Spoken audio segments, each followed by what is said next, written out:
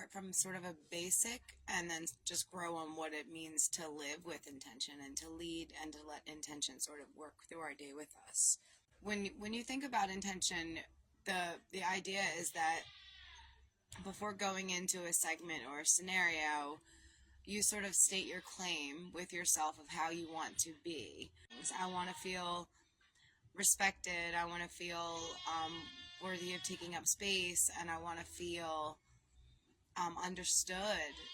Those three things. You could say things like, I intend to feel like I'm in the right place at the right time, and to engage with like-minded people. Those sort of intentions. You don't want to try to manipulate how it will be. You just want to sort of anchor in how you want to feel emotionally.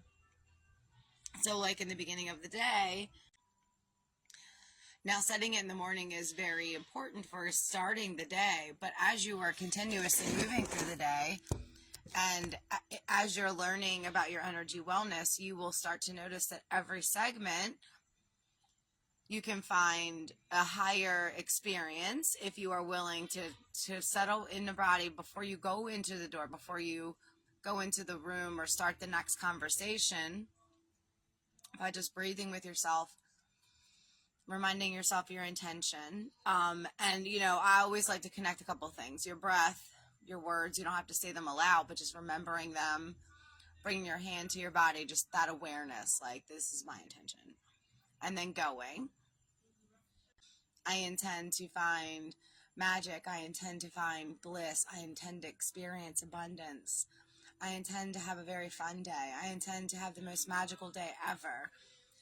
Start with your words and let your words grow.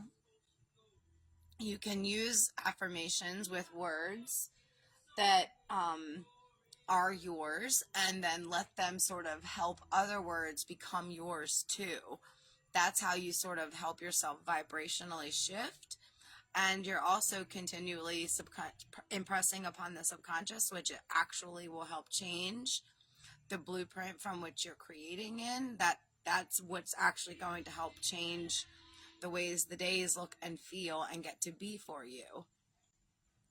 So having your intention in place and saying, this is who I am, and doing the best that you can do. We get easily distracted by other people's very powerful intention. And whether they set it intentionally, consciously, like deliberately or not, people that have a very strong feeling about the way that they want a scenario or an exchange to go usually sort of guides that situation. The person that is the most intending, whether again they're doing it on purpose or just showing up kind of knowing what to expect. When we know what we expect of somebody else, that is an intention. When we hold you and that person in some sort of a holding spell, a holding pattern, or a loop that you are playing out. And I like to encourage using encounters that seem very small like that in the beginning. Seeing it in these smaller ways before you start using it in more powerful ways, like in our relationships, in our parenting, in our partnerships and friendships, at work, everywhere. The words that you have, to make them more uplifting, you want to be mindful of your words. You don't want to use words that sound like you can't accomplish it, or that you are not there yet, or that you're hoping. You want to affirm and imprint, I can, I am, I have done. Wow. There is no lack of ability. This is, I'm ready to walk into this. I'm ready to walk into this. I want this to feel like this will feel like this will feel like this will feel like. You begin spilling in a confidence once you're able to get a little bit of seeing yourself in these interactions. It helps you see, wow, I do have an effect. I can ripple my vibration into these experiences over and over, and in bigger ways and in bigger ways, and over here and over here. So that's my idea. Practice setting the intention in the morning. Practice reminding yourself to check in morning, after the early part of the morning, 3 or 5 times during the day. Is my intention still in place? Oh, I've gotten way far away from my intention.